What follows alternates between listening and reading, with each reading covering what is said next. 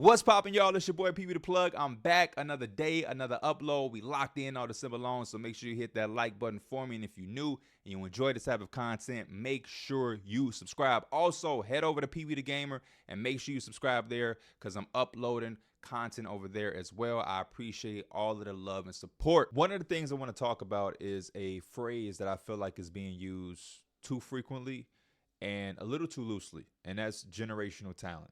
A few episodes ago on the Numbers on the Board podcast, I touched on it briefly when we talked about the Wizards and then potentially being a team that can draft Cooper Flagg.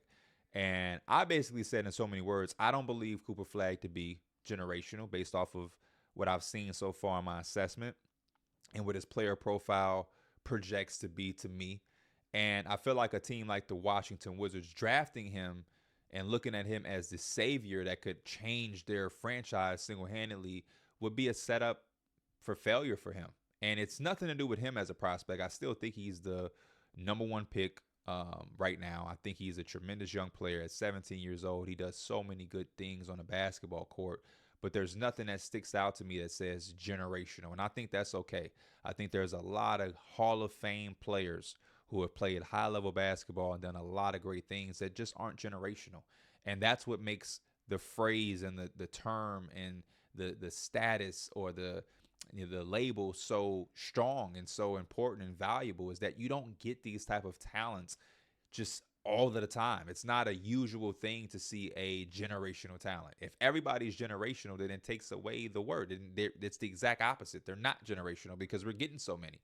And in front of me, I came up with some names that I'm curious to know what the audience and the viewership, you guys, think of the names. And I hope this video does exactly what I wanted to do, which is create conversation. These are my favorite type of videos where I can come with some type of topic or discussion that doesn't have a foregone conclusion. There is no right or wrong answer. It's all opinion based, and we're all going off of our assessments and what we take away from each player and what they've done in the game or what they're currently doing. And there's a lot of names on here that I do think a lot of us are going to agree on. Like, these guys are no doubt generational talents, but then there's some fringe guys or just some guys that I'm curious to hear you guys' perspective. But I want to put these guys out here for the conversation of what generational is and what's the bar and what we should think of when we talk about who's generational or who projects to be a generational talent.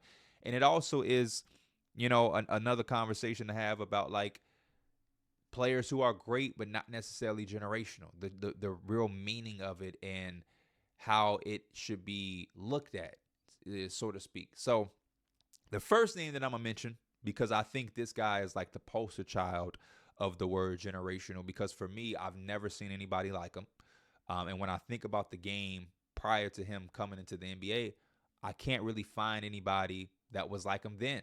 This really is one of the most uncomparable players that I think I've ever seen in the history of basketball, and that's Shaquille O'Neal. When you think about Shaq, and not even his stats and accolades just yet, but when you just think about Shaq as a human, right? You think about his height at 7 foot 7'1". Shaq was almost 300 pounds, and which is like a lineman size, like an offensive line. Think of an offensive lineman, the guys that you see blocking for quarterbacks, right? Those guys are big, but they're not Shaq. Like, think about them at a 7 foot 7'1" frame or height, with the hand-eye coordination that Shaq had, with the feet that Shaq had, because he had some really good footwork, and then you think about the strength with the endurance of stamina to be able to play as much as he did and as hard as he did. Man, like, Shaq is generational. He's one of the guys in my entire life of keeping up with basketball. I've been into the draft, college basketball, having a pulse on who's coming into the league and I've never heard an NBA scout compare a player to Shaquille O'Neal. And to me, that is exactly what generational is. I don't think it's crazy to say we may never see another Shaq. I don't know if we have before, and I don't know if we will ever. I think he might be the most one of one ever. You know how Michael Jordan, for instance, right, who in a certain context is without a doubt generational. But I think he's a little different with his generational because it's not anything we've never seen or won't see again because Kobe came so close to mirroring what Jordan was. But I think Jordan's career is generational. What he was able to take from the game, being 6 out of 6 and 6 Finals MVPs and Defensive Player of the Years and the scoring titles and all of the things that he accomplished in a short amount of time. Because unlike Bron and Kobe, he didn't come straight out of high school, right? And he lost the year with the broken foot early on in his career, and he left the game in the later part of his career. Like what Jordan was able to accomplish in the time that he played is generational, but it's a different context than like Shaq. Like I don't think we're going to see anybody mimic Shaq the way we saw Kobe mimic Jordan. You know what I mean? Like, and when I think again about the history of the game, I try to think like when Shaq was coming into the league, what name could they have thrown out to say, man, he reminds me of this guy, he reminds me of that guy? It doesn't exist. And so that's why I said earlier, like he to me is like the epitome of generational, like to the fullest amount, because I just think he's the most uncomparable player in the history of basketball. Like legitimately the history of basketball. When you think of other centers who are going to come up on this list as well, but you think of the Wilts, you think of the Kareems, hell, even if you think of the Hakeems, their stature is just not like he had the height, he had the strength, he had the wideness, he had like the perfect amount of strength and like fattiness. Like I don't know the word, I'm not trying to call him fat, but like the perfect blend. You guys know exactly what I'm saying. And he was able to combine all of that with the proper amount of agility, right? You go back and watch some Shaq film. Shaq would outrun other centers and beat them down the floor at that size. The power, the footwork, he'd get on the block and spin you and dunk you like it was nothing. Like Shaq, to me, again, I'll say it for the last time, is the poster child of generational talent, because I just don't know if we're going to ever see a player like him again with all of the things that made him who he was. Another guy in that boat for me is Steph Curry. When I look at all of the list of names that I have on this list, he's the only one that's like himself. There is no other small guard or small player. You know what I mean? Every other player on this list is 6'6" or taller. Steph Curry is a guard who was able to dominate the NBA. And not only dominate it as a guard, but dominate it with the toughest shot. He's like the opposite of Shaq. And Wilt and Kareem and Hakeem. A lot of those guys, Duncan, they dominated the game, but they dominated at a tall stature close to the basket. Steph dominated reverse and a smaller stature further away from the basket. And I know a lot of people are going to hear this and they're going to say, man, guys are going to try to mimic Curry. Like, look at where the game is going. So much three-point shooting, so much perimeter-centric basketball. And I think guys are going to come into the league for generations to come, and they're going to have much more green lighting, right? They're going to be shooting the three ball so much more, and the volume is going to go up. But that's the separator for Steph. It's the fact that Steph was able to break these records and have this wide of a margin on these records. When it's said and done, you know, when you look at the Ray Allen, Reggie Miller records, they look crazy. But then you're going to have to look at Steph, and it's going to look even crazier. When James Harden broke the record, he's like, Steph don't count. That's how unreal his shooting has been. And then the cherry on top of all of that, and my main point, is that he did it at an efficiency level, a crazy, insane, efficient level. A lot of the new generation is going to come in and they're going to model their game after Steph. And again, he changed the game. He transcended the game with the three-point shot. And people are going to copy that. But I don't know if we're ever going to see anybody be able to dominate with that and be as efficient as he was with such a far shot. To me, that is generational. To me, that is hard to believe that somebody in the next generation is going to be able to come in and top that. I just don't see it. And that is exactly the type of imagery you want to paint when you talk about generational. When we throw the term out there, I want to think of players like Shaq. Like, imagine that. Imagine if we only used the word generational when it was fitting, right? So hypothetically speaking, we create a society and a basketball society who only uses this verbiage or this phrase fitting. And then think about when you actually heard generational, you would get crazy excited because you would be like, oh shit, that mean generational. We about to get a Shaq. We about to get a Steph. We about to get a LeBron. Like, but now when we use it so much, it takes away the flair. It's like, I don't know what I'm getting. Because y'all said Zion was generational. Y'all said this guy was generational and that guy was generational. And they were good players. But generational. Are we sure? And that's why I look at around and I'm like, hey, I don't know. Let's pump the brakes. I'm seeing y'all call Cooper Flag generational. And I just don't know if I agree. Michael Jordan, like I said, career and resume wise, generational. 6 finals appearances, 6 finals wins, 6 finals MVPs. You got the defensive player of the years, the scoring titles, and the all NBA, all defense, the all-stars, and the moments, and just the lore of Michael Jordan himself and what he was able to do with the game and what he took away from the game and the brand he made, and just to be this iconic ghost-like person. Generational. Today they call it aura. Generational aura. Don't know if we're ever going to see somebody mirror a career. Kobe came in and he mirrored the game, the mentality, and he mimicked some of the success, right? The 3-peat with Shaq, and then the 2-peat with Gasol, and he did it with Phil. And again, it might be as close as we'll ever see, but to go 6 of 6, how Jordan did it, in the amount of time that he did it, I just don't know if we're ever going to see anybody do it. That's one of those things that you just kind of put off into. It's like Jordan don't count. Jordan don't count. That's why LeBron is ridiculous to me, because he was able to create some sort of conversation that don't really exist. The conversation against Jordan, I don't think any player should even really even play with that. They shouldn't even go in that side of the park. That's dangerous. That's a dangerous area. That part of the pool gets real deep when it comes to Jordan. But the fact that LeBron was able to create a career that could at least give us the conversation. And there's a lot of people that do really believe that they would take LeBron, and that's fine. It's all opinion based at the end of the day. I love the conversation. And that's why I look at LeBron like, man, that's crazy. You were able to create a conversation against the GOAT, who was damn near perfect. He set the bar and you challenged it. Like, Bron is an a GOAT himself just for that. And he's another generational talent. We look at LeBron and he's on his way out, and we're looking for the next one, and it just doesn't exist. 22 years later, and we don't have a LeBron. We're still looking. We're still searching. We don't have anything close to it. And that's why still at this age, over these last few years, even with the athleticism declining a little bit, the dominance isn't still there how it used to be when he was with Miami and everything like that. But he's still a guy that all of us pay to see. He's still a guy that people turn their TV on to watch.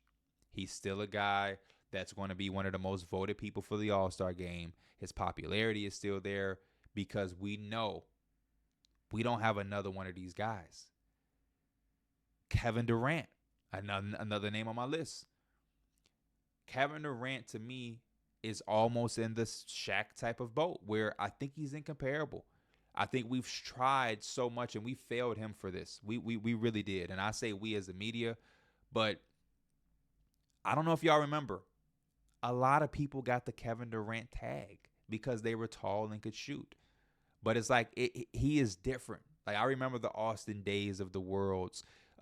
Even the Brandon Ingrams, and I had the pleasure of being able to ask Kevin Durant, like, who do you see in yourself?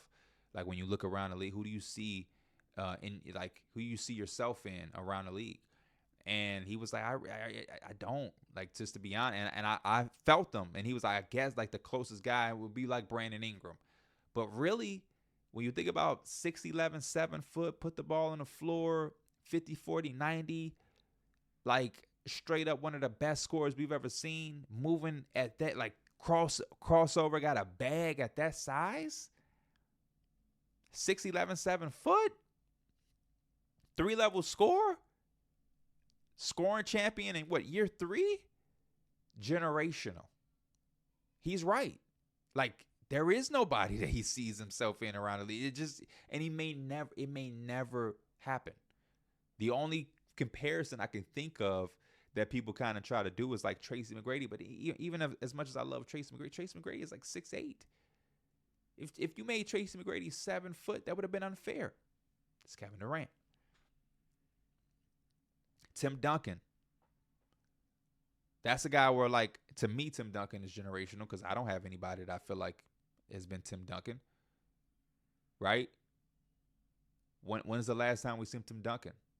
I remember when Evan Mobley came in and they was like, oh, man, Tim Duncan-esque. But it's like, I love Evan Mobley. Let's relax, right? It's not the same type of feel. Magic Johnson, a 6'9" point guard who came out of Michigan State and played center as a rookie in the finals and helped them. Like, just incredible. But again, generational. Who? We're still waiting on a Magic Johnson. They use the LeBron, but LeBron is like a small forward, point forward. They always Magic Johnson. We still have not seen yet again. We haven't seen again.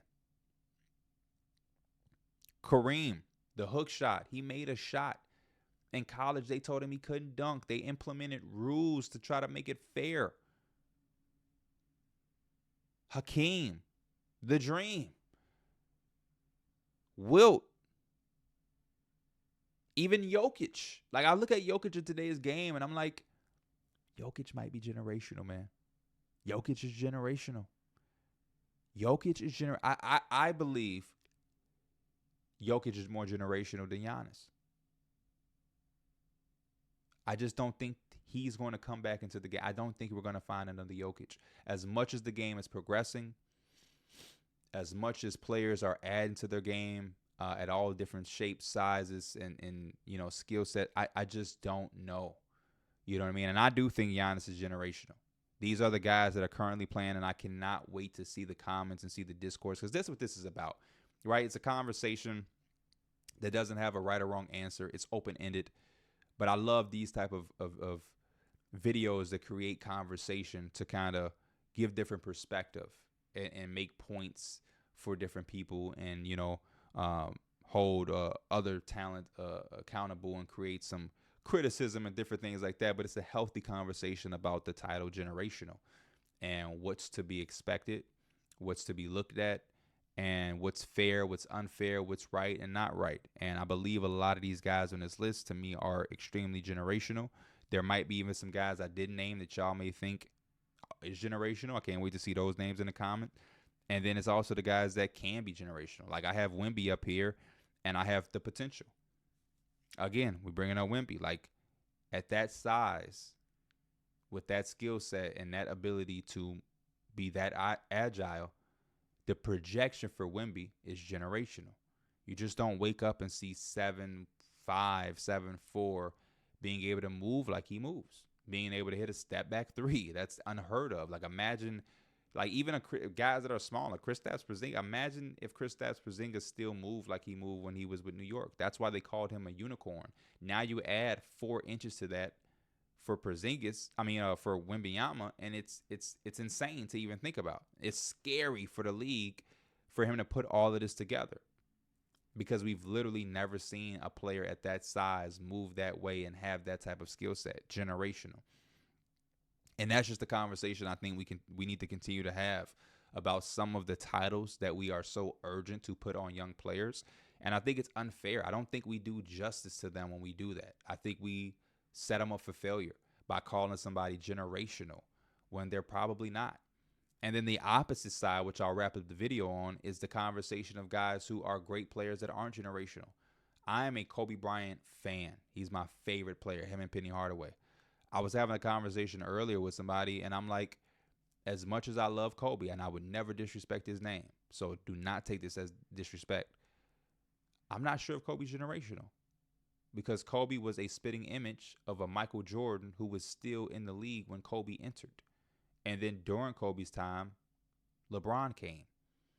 So in between, I don't know if Kobe's generational. He's in the same generation as Michael Jordan. And that is like, I kind of am okay with that, because you can be a great player. You can be a phenomenal player and not be generational. You could just have a certain type of game that we've seen again, or we've seen before, or we've seen relatively close to you. I saw somebody reply to the post of me saying that, and they mentioned Dwayne Wade. It's like, I love D Wade. Chicago, stand up. We stick together.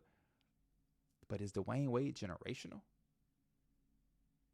I love Derrick Rose and what he did to start his career, youngest MVP ever, but I don't remember looking at that like generational because right across the map you had Russell Westbrook doing the same thing in OKC. Athletic point guard. Derrick Rose was just at that time the best version of it, but was it like we're never going to see this again? No. And that's the last part of it is like we also have to understand that there's nothing wrong with not having a title. There are certain titles that should just be reserved because it is what it is. Because Kobe's my guy, don't mean I just make him generational. It doesn't work like that. I can't change the criteria because I like a guy or because I dislike a guy. Or because I don't really care for him, so he's not generational. I just don't think it works like that. That's the conversation I want to put out there. This is one of the videos where I would love to see y'all thoughts in the comments. This is a video where I would encourage healthy discourse. This isn't a topic that the comment section needs to become a battleground or a battlefield all of a sudden with so many opinions and heated arguments. I think this could be healthy, and I think this could add perspective. And I think this is one of those conversations that is needed and could help our game and our space, especially for the young players, like I said earlier. Like, I think some of these taglines and some of these titles and these expectations are just too rich, and it sets them up for failure. You know what I mean? It really does. It puts them behind the eight ball. When in reality, the league right now just wants high-level talent. Anthony Edwards does not have to be generational, right? He does not have to be generational. He's still a really good player. Shai Gilgeous-Alexander is a phenomenal player. He doesn't have to be generational. I'm not saying he is or isn't for any of these guys. I'm just saying that we can have and enjoy talent without putting these taglines on them. But even those guys at least are already in the league. We'd be talking about 17, 18 years old players who just unpacked their bags in college. So, yeah, get active in the comments. I'll be on the lookout. As always, I appreciate y'all. I will see y'all for the next video. I'm out. Peace.